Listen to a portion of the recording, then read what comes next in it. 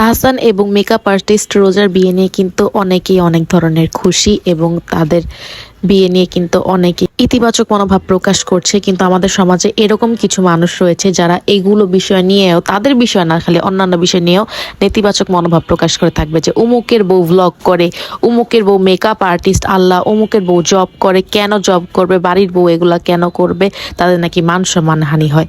কিন্তু এটা কিন্তু কোনো মান সম্মান হানির বিষয় না, কারণ এটা আরো সম্মানজনক বিষয়। কারণ তাদের বাড়ির বউ নিজের পায়ে দাঁড়াতে সক্ষম, তাদের বাড়ির বউ ইন্ডিপেন্ডেন্ট।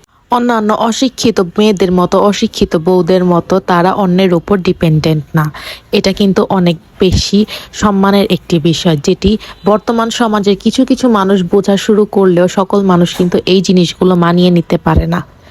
এবং এগুলো খুবই দুঃখজনক বিষয় যে বর্তমান সমাজের মানুষগুলো তাদের ছেলের বউকে শুধুমাত্র কাজ করানোর জন্য, বাড়ির ভিতরে আবদ্ধ থাকার জন্য বিয়ে করে থাকে। কিন্তু তাদের জীবনের যে একটা স্বাধীনতা রয়েছে, সেই ব্যক্তি স্বাধীনতাটি দেওয়ার জন্য কেউই স্বীকৃতি দিতে চায় না।